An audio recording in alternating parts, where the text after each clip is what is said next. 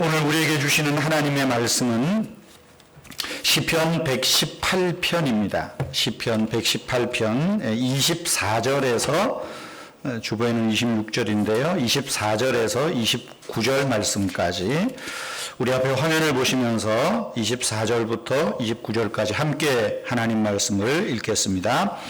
이날에 여호와께서 정하신 것이라. 이날에 우리가 즐거워하고 기뻐하리로다. 여호와여 구하옵나니 이제 구원하소서. 여호와여 우리가 구하옵나니 이제 현통하게 하소서. 여호와의 이름으로 오는 자가 복이 있으며 우리가 여호와의 집에서 너희를 축복하였도다. 여호와는 하나님이시라. 그가 우리에게 빛을 비추셨으니 밧줄로 절기 제물을 제단 뿔에 맬지어다. 주는 나의 하나님이시라. 내가 주께 감사하리이다. 주는 나의 하나님이시라. 내가 주를 높이리이다. 여호와께 감사하라. 그는 선하시며 그의 인자하심이 영원함이로다. 아멘. 하나님은 우리에게 감사를 명령하고 또 감사를 요청하고 있습니다. 시편에는 다양한 방법으로 이런 하나님의 명령과 요청에 반응하는 그런 내용을 담고 있습니다. 시편 92편에 보면 10줄 악기, 시편금과 비파와 수금으로 연주하며 감사하라. 그렇게 감사를 이야기합니다. 또 95편 2절 말씀에 보면 하나님 앞에 나갈 때 시를 지어 노래하며 감사하노라 이야기를 합니다. 또 오늘 118편 27절에 보면 절기 제물을 제단 뿔에 매면서 노래로 악기로뿐 아니라 제물로 하나님 앞에 감사를 표하고 있습니다. 예수님도 하나님 아버지께 기도할 때 늘 감사의 표현들을 자주 하셨습니다. 배고파 줄인 5천여 명의 군중들을 보시고 오병이어를 가지시고 하나님 앞에 감사하시고 축사하시고 떼어 나누어 주셨습니다. 죽은 나사로를 일으키기 전에 그 최악의 상황에서조차 주님은 하나님께서 당신의 기도 들으시는 것을 감사하나이다 라고 감사를 표현하셨습니다. 십자가 죽음을 앞두고 최후의 만찬을 하실 때에도 예수님은 감사의 기도로 감사를 표현하셨습니다. 사도 바울은 그의 서신서에서 너희는 범사에 감사하라고 말합니다. 또한 모든 기도와 간구에 감사함으로 하나님께 아뢰을 것을 우리에게 권면하였습니다. 철학자들이나 또 우리보다 앞서간 위대한 신앙인들 역시 이 감사에 대한 어록을 또 실제적인 이야기들을 많이 남겼습니다. 철학자 아리스토텔레스는 그런 말을 합니다. 감사하지 않는 마음은 금방 늙어버리고 만다. 여러분 젊어지고 싶으십니까? 감사가 회복되면 됩니다. 그래서 러시아의 문학가 톨스토이는 감사할 줄 아는 사람은 젊어진다. 그렇게 얘기했습니다. 오늘이라도 마음껏 감사하고 가시면 한 1시간 정도는 젊어지지 않을까 기대해 보기도 합니다. 이효령 선생은 범사에 감사할 때 절망은 희망으로 불행은 기쁨으로 바뀐다라고 이야기를 합니다. 종교개혁자 마틴 루터는 그런 말을 해요. 감사가 없는 세계는 마귀의 세계다라고 이야기를 합니다. 또한 독일의 본회퍼 목사는 감사를 통해 인간은 부자가 된다라고 이야기를 합니다. 부자 되고 싶은 모든 욕망이 있잖아요. 마음의 부자든 물질의 부자든 감사할 때 감사를 통해서 부자가 될 수 있다라고도 이야기를 합니다. 저 자신을 돌아보면서 깨닫게 되는 것은 가장 쉽게 범하는 죄가 어떤 걸까? 가장 쉽게 범하는 큰 죄 중에 하나는 너무 쉽게 감사를 잊고 산다는 것입니다. 너무 쉽게 감사를 잊어버리고 당연한 듯 생각하는 것. 아마 이것이 어쩌면 마귀의 세계에 내가 속해 있다라고 하는 것을 스스로 나타내는 것이기도 하지 않나 하는 생각이 들어졌습니다. 그런 의미에서 우리가 1년에 한번 추수감사절을 구별하여서 지키는 것은 우리의 몸과 마음에 다시금 감사를 점검하고 회복하게 하는데 큰 의미가 있는 주일이다라고 생각을 해봅니다. 우리는 이 몸의 영양소를 이야기를 하죠. 몸의 5대 영양소, 탄수화물, 무기질, 단백질, 지방, 이런 것들, 비타민, 이 몸의 절대 그 영양소라고 합니다. 그런데 여러분, 감사는 우리의 몸뿐 아니라 영혼의 건강을 위해서도 필수적인 영양소, 보이지 않는 영양소라는 것입니다. 감사는 우리의 미래를 행복으로 안내하는 지름길이기도 합니다. 어떻게 감사할 것인가? 거창할 것 없습니다. 그저 감사를 느끼는 마음, 그 마음, 감사의 느낌의 마음을 표현하는 것. 여기서부터 우리는 일상의 감사들을 회복할 수 있지 않을까 생각을 해봅니다. 요즘은 유튜브에서 책 읽어주는 그런 유튜브도 많죠. 지난주에 그 책 읽어주는 유튜브를 하나 보게 됐습니다. 거기에서 소개하는 책이 마이크 베이어의 베스트 셀프라는 그런 책을 소개해요. 근데 그 책 내용 중에 아주 조그만 부분에 어떻게 하면 베스트의 삶을 살 것인가 그런 이야기를 하는데, 감사가 사람의 운명을 바꾼다라고 하는 챕터의 이야기를 합니다. 감사가 우리의 운명을 바꾼다. 베스트 셀프가 스스로 베스트 인생을 살게 할 수 있다는 거죠. 그러기 위해서 이 마이크 베이어는 감사의식을 요구합니다. 감사의식이 뭔가? 우리가 아는 대로 감사 일기를 쓰는 것, 감사 목록을 작성하는 것, 또 우리 같은 경우는 바울의 표현대로 기도와 간구할 때 감사로 기도하는 것, 감사의 기도, 이런 것이 결국은 감사의식을 우리가 몸에 배이게 하는 것. 이것이 삶의 태도를 바꾸고 결국은 운명을 바꾼다는 거예요.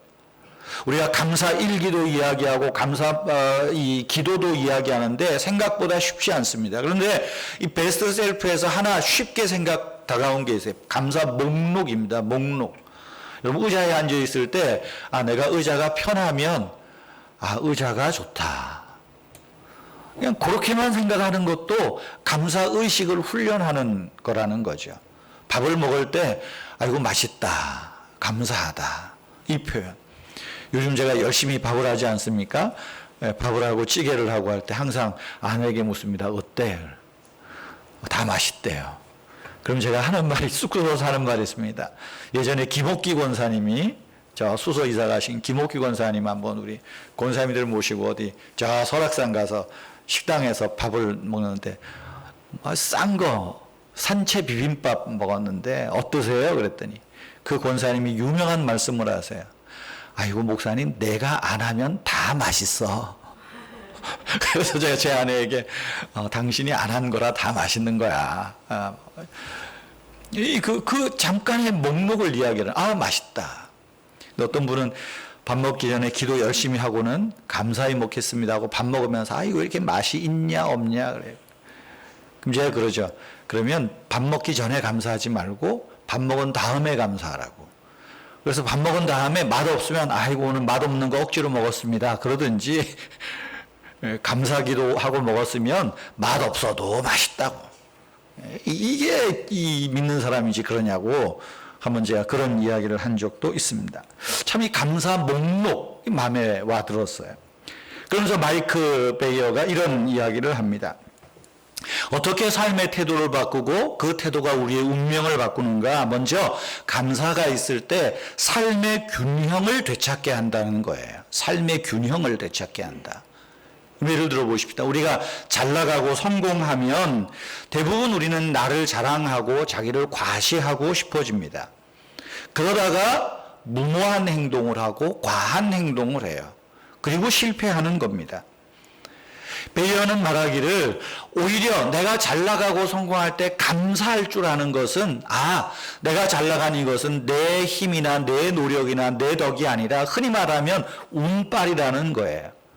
누군가 때문에 감사하고 누군가가 이런 조력이 있어서 감사하고, 그래서 감사를 할 때 삶의 균형을 찾는다는 것은 주위를 돌아볼 수 있다 라고 하는 면에서 겸손하게 만들고 삶의 균형을 갖추게 한다라고 말합니다. 특별히 우리 신앙인은 주변의 분들에 대하여 감사함과 더불어 우리를 도우시고 방패가 되시는 하나님께 더욱더 감사하는 그런 하나님 은혜를 기억하는 것이죠. 두 번째로는 감사는 불안과 걱정을 줄여준다는 거예요. 감사는 과도하게 불안하고 긴장하고 초조하지 않도록 균형을 잡아줍니다. 과학적인 거래요. 감사를 할 때 우리 뇌에서 이 세로토닌이라는, 이게 너무 많이 나오면 막 조울증 있고 그러지만 이 분비를 적절하게 해주기 때문에 우울증이나 불안증 같은데 이게 감소시키는데 아주 도움을 준다는 거예요. 그래서 과학적으로 실험을 해보니까 감사를 의도적으로 했을 때 우울증에 상당히 효과를 보았다라고 하는 거예요. 그래서 감사는 더 나아가서 수면의 질을 높여준다라고 이야기를 해요. 저의 이야기에도 죄송한데 제 아내가 처음 사고 나갔을 때 저도 죽는 줄 알았습니다. 세상에 이런 일이. 그래서 잠이 안 와요. 그래서 잠자는 우리 애들 깨워가지고 야 아빠가 죽게 생겼다 아빠하고 얘기하자 뭐 새벽 3시 4시까지. 그래도 잠이 안 와요. 그래서 뭐 했는 줄 압니까? 노트북을 켜고 감사를 쓰기 시작을 했어요. 감사를. 한 10가지 쓰니까 쓸 게 없더라고, 근데. 사고에 대한 감사를 한 10가지 쓰고, 그리고 제가, 그때, 이렇게 주간 우리 매일 기도문 올렸던 내용 중에 하나, 잡생각이 많으면 결국은 아무것도 아니다. 그런 표현이 있었어요. 그거를 읽으면서 한 10가지 감사를 계속 쓰고 하면서 비로소 잠을 잘 수 있었어요. 이 감사는 잠의 질을 높여준다. 제가 아주 체험한 이야기이기도 합니다. 그리고 베이어는 말하기를 감사는 내가 사회적으로 연결돼 있음을 알게 해준다는 거예요. 우리가 세상에 존재한다는 것은 관계 속에 사는 겁니다. 연결이 없으면 사실은 죽은 것과 존재하지 않는 것과 같다는 거예요. 그러나 감사가 있을 때 사회적 연결 감각을 높여준다는 거예요. 그렇게 할 때 우리가 유능해지고 자신감을 얻게 된다라고 말하는 겁니다. 감사는 내가 세상에 혼자가 아니라는 것을 깨닫게 해준다. 자기를 고립시키지 마시고요. 나와 관계된 일, 나와 관계된 사람에 대해서 마음으로부터 감사를 표현하십시오. 거기에서부터 삶의 균형이 잡히고 우리의 운명이 바뀐다. 베스트 셀프로 나갈 수 있다. 그런 이야기를 합니다. 2020년 이제 한 달가량 남았습니다. 여러분 올해 추수감사절을 어떻게 여러분은 맞이하십니까? 1년 내내 코로나 바이러스로, 코로나 팬데믹으로 우리 개인의 삶뿐만 아니라 세계가 어수선하고 불안합니다. 코로나로 인해서 답답하게 지내온 것이 올 2020년입니다. 그렇게 보면 감사할 게 별로 없다는 생각이 여러분 혹시 지배적이시지는 않습니까? 그럼에도 불구하고 그래도 감사하다 라고 하는 마음이십니까? 오늘 시편 118편은 1절에서 29절까지 비교적 긴 내용인데 이 118편은 1절에서 여호와께 감사하라 하는 말로 시작을 하면서 이제 29절에서는 여호와께 감사하라 또한 감사를 요청하면서 끝을 맺고 있습니다. 감사는 해도 그만 안 해도 그만이 아니라 우리 그리스도인들이 신앙인이 반드시 해야만 하는 하나님의 명령이요 또한 요청이라는 것입니다. 먼저는 하나님께 감사할 것입니다. 모든 것이 하나님의 은혜입니다. 두 번째로는 사람들에게 이웃들에게, 가족들에게, 자녀들에게, 부모님들에게 감사할 것입니다. 감사, 특별히 우리가 더불어 살아가는 이 세상에 사람에 대한 이 감사는 사람에 대하여 예의와 존중을 나타내는 참 사람다움의 모습이지 않는가. 왜 사람이 사람다움의 모습을 잃었는가? 디모데후서 3장에서 말하죠. 말세가 되면 사람이 감사를 잃어버린다. 감사를 잃어버리면 불의와 추악과 탐욕만이 나타날 수밖에 없는 것입니다. 특별히 오늘 시편 118편은 왜 우리 그리스도인들이 여호와 하나님께 감사해야 하는지 그 이유를 쭉 이야기를 합니다. 오늘 다 이야기할 수는 없고요. 그저 간단하게만 말씀을 드리려고 합니다. 왜 우리가 여호와께 감사해야 되는가? 첫째로 우리가 믿는 하나님은 좋은 분이기 때문입니다. 1절에서 여호와께 감사하라. 그는 선하시며, 또 29절 말씀에서 말합니다. 여호와께 감사하라. 그는 선하시며. 선하다고 하니까 너무 좀 표현이 고상하고 절제된 표현 같아요. 착할 선, 여호와는 착하시다, 의롭다, 이런 쪽으로 생각하는 것 같아요. 그러나 이 말씀은 뭐 그런 의롭거나 착하다는 의미가 아닙니다. 여호와는 좋다 하는 거예요. 여호와는 좋다. God is good. 태초에 하나님이 천지를 창조하시고 보기에 좋았더라. 똑같은 말이에요. 좋았다 하는 말이에요. 우리 성경은 너무 고상하게 번역을 많이 해서 가슴에 안 와닿을 때가 있어요. 왜 여호와 하나님께 감사해야 되는가? 그분은 선하신 분, 좋으신 분이기 때문에 그렇습니다. 여러분에게 하나님은 어떤 분이십니까? 경찰관, 검사, 재판장, 그런 분으로 느껴지십니까? 그렇다면 여러분, 우리 믿음 생활이 얼마나 힘들겠어요? 얼마나 답답하겠어요? 운전을 하고 가다가도 교통경찰이 저 앞에 서 있으면 신호를 잘 지키고 가도 왠지 쫄아요. 왠지 쫄아요. 이거 뭐야? 저 신호가 제발 노란불로 안 바뀌어야 되는데 노란불로 바뀔 때 가면 걸리면 잡히는 거니까 괜히 그래요. 여러분 혹시 하나님이 그런 분으로 느껴지시나요? 하나님이 고약하시다거나 화를 버럭 잘 내시거나 그래서 가까이 하기에 너무 먼 당신으로 여겨지십니까? 그렇지 않습니다. 하나님은 좋으신 분이라는 거예요. 제가 가끔 그런 이야기를 합니다. 어떤 분이 주일날 예배를 소위 말하면 빼먹고 친구분들하고 등산을 갔어요. 등산을 갔다가 다리가 접질렸습니다. 그랬더니 교회 어느 권사님이 거봐 주일날 교회 안 나와서 그렇지. 제가 그래 몇 번 그래. 제발 그런 말씀 하지 말라고. 하나님은 그런 분이 아니라고. 하나님이시니까 발목이 접질리게 하신 거지. 고약한 하나님 같으면 어떻게 될 뻔했냐고. 하나님 좋으시니까 그 정도라고. 교회 안 나와서 그랬다고 얘기하지 말라고. 그런 이야기를 합니다. 우리는 은연중에 하나님을 무서운 하나님으로 생각해요. 아니요, 하나님은 좋으신 분입니다. 여호와께 감사하라. 그는 좋으시며 시편 118편에 보면 그 좋으신 하나님을 쭉 이야기를 합니다. 하나님이 내 편이 되셔서 나를 도와주신다. 하나님이 원수들이 나를 애워싸서 협박할 때 하나님이 그 원수의 결박을 끊어주신다. 좋으신 하나님이 오른손으로 나에게 권능을 베풀어 주신다. 하나님이 나를 경책하시는 것 같지만 하나님이 나를 죽음에 넘기지 않으신다. 하나님이 구원의 문을 내게 열어주시고 나를 형통하게 하시고 축복하신다. 이 좋으신 하나님이 우리가 감사해야 할 그분이라고 시편 기자는 말하고 있습니다. 두 번째로 여호와 하나님께 감사해야 할 이유가 뭡니까? 하나님의 사랑이 영원하기 때문에 그렇습니다. 하나님의 사랑이 불변하기 때문에 그래요. 1절과 29절 여호와께 감사하라. 그는 좋으시며 그 인자하심이 영원함이로다. 이 인자라는 말은 굉장히 신학적인 말이에요.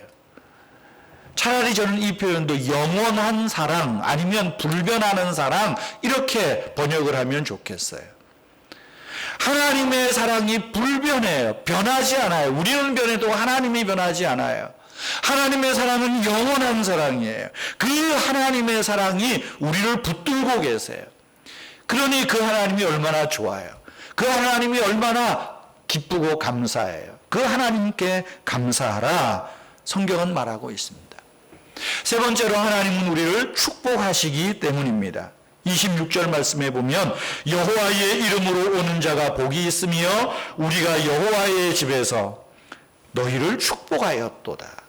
여호와의 집에서 우리를 축복하세요. 누가? 좋으신 하나님이 불변한 사랑으로 영원한 사랑으로, 특별히 우리가 하나님 전에 나올 때 어떤 자세로 나와요?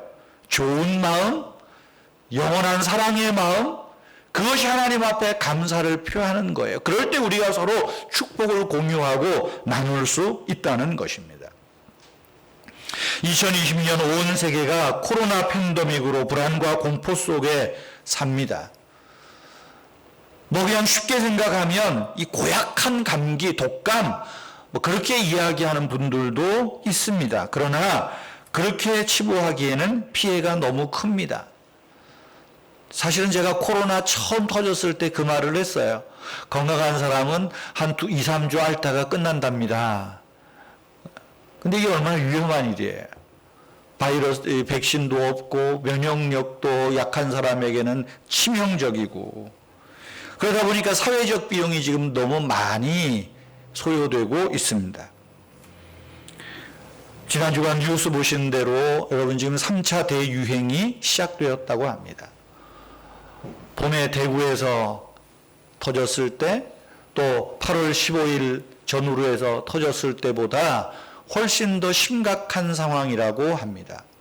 그 심각하다는 것은 갈수록 점점 늘어나는 거죠. 폭발적인 게 아니라 꾸준히 지금 늘어나고 있는 거예요. 전문가들은 다음 주에 600명, 700명 예상을 합니다. 물론 외국에서는 그거 가지고 한국은 뭐 이렇게 호들갑이야 그럴지 모르지만 호들갑을 떨어서 그래도 이 정도 잡히고 있는데 지금 그런 때가 시작이 되고 있습니다. 특정 지역을 넘어서 전국적으로 확산되어지고 있습니다. 뭐 1.5단계, 뭐 2단계 되면 까짓거 임직식을 해볼까 생각도 하다가도 그러다 괜히 흔히 말하면 잘못 걸리면 몇백만 원 벌금 뭐 누가 낼 건가 그런 생각도 있고요. 그렇습니다. 여러분 이럴 때 우리가 어떻게 여호와께 감사할 수 있는가? 이게 고민인 겁니다. 아니 좋으신 하나님이 우리를 불변하는 영원한 사랑으로 우리를 보호하시고 복 주시는 하나님께서 왜 우리를 이 코로나 바이러스의 위협에 여전히 내몰게 내버려 두시는가? 왜 하나님이 코로나를 빨리 소멸시키지 않으시는가? 참 불평해야 속이 시원할 것 같습니다. 그런데 오늘 성경은 그럼에도 불구하고 여호와께 감사할 것을 이야기합니다. 18절 말씀에 보면 여호와께서 나를 경책하셨어도 죽음에 넘기지 않으셨다. 지금 하나님이 어쩌면 코로나를 통해서 우리를 경책하고 계시는 이 시기예요. 매 맞으면서 어떻게 감사를 해요? 이게 어려운 겁니다. 지금 우리는 이 어렵게 감사절을 참 버티고 있는 것 같아요. 2020년 감사절을 이런 코로나 팬데믹 상황에서 감사 문구를 생각하는데 떠오르지가 않아요. 어떻게 감사를 표현할 수 있는가? 그렇게 하다가 스쳐간 것이 모든 것이 다 하나님 은혜입니다. 이 말이었어요. 그래, 모든 것이 코로나조차도 뭐 이런 상황에서 우리가 지금 버텨내고 있는 것, 이것 모든 것이 다 하나님 은혜다. 단순하지만 그 마음을 가지니까 그래 감사할 수 있겠구나. 까짓거 뭐 그런 생각이 들어졌습니다. 우울하고 슬프고 답답하고 불안할 때도 많았지만 천천히 생각해 보면 내가 받고 누리는 것이 훨씬 많았습니다. 이걸 모든 것이 하나님의 은혜, 이 슬로건 안에 마음을 담아 본 거예요. 그래서 제가 지난 주일 오늘 예배 전에 받은 복을 세어보아라, 그 찬송을 의도적으로 하는 거예요. 받은 복을 세어보아라. 2020년 돌이켜보세요. 한 4-5달 교회 안에서 예배를 드리지 못했습니다.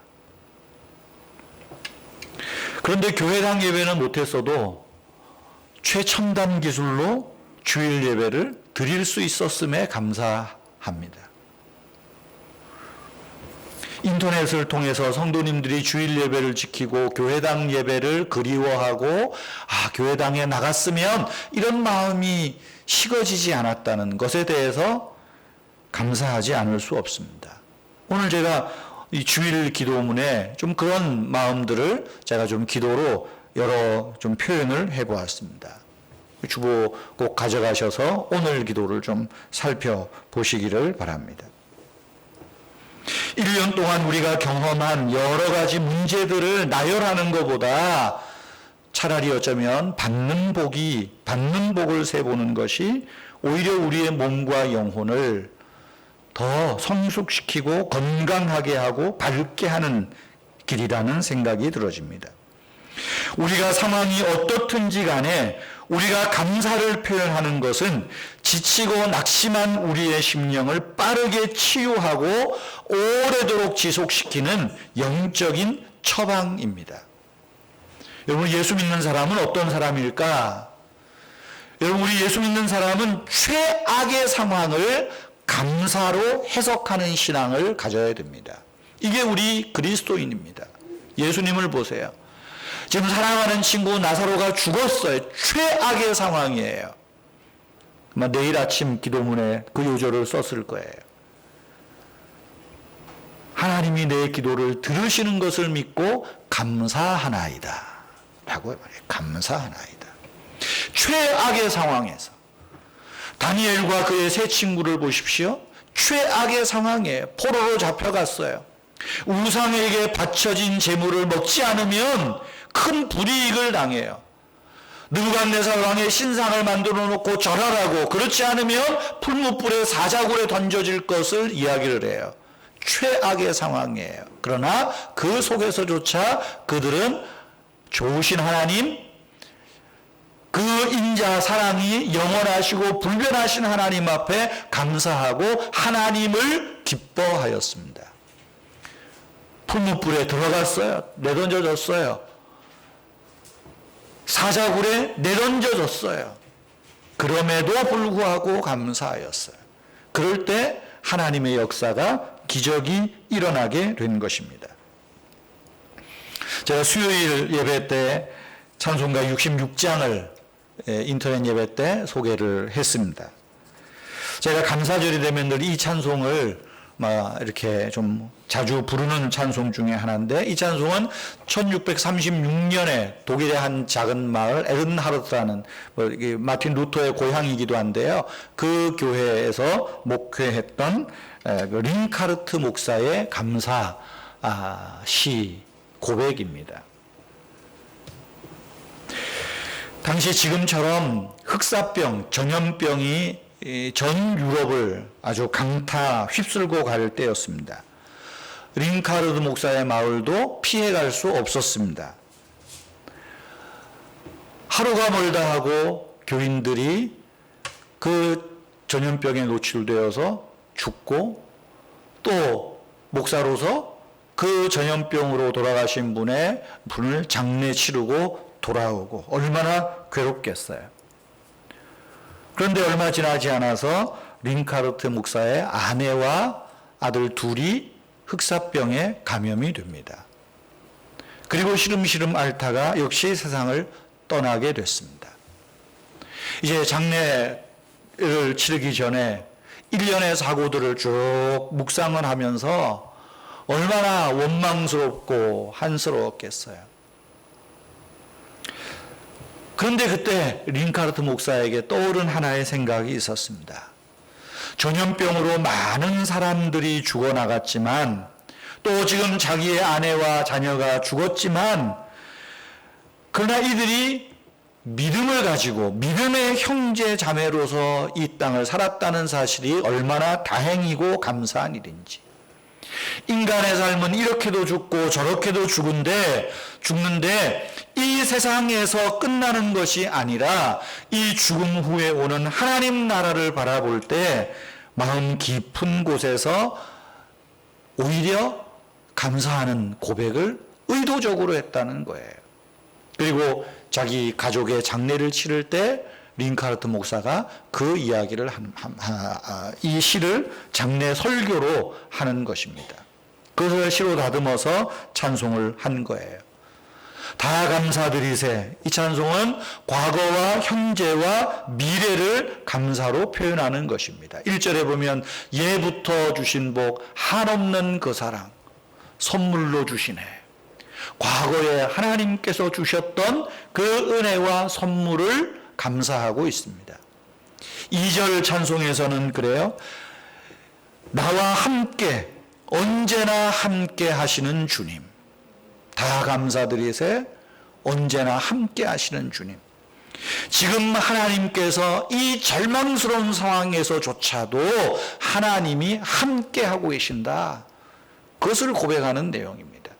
그리고 3절은 이 하나님이 미래에도 장래도 영원히 우리를 버리시지 않고 우리를 붙들고 인도하시는 그 하나님, 그 하나님께 우리가 할 수 있는 것은 감사 고백밖에는 없다.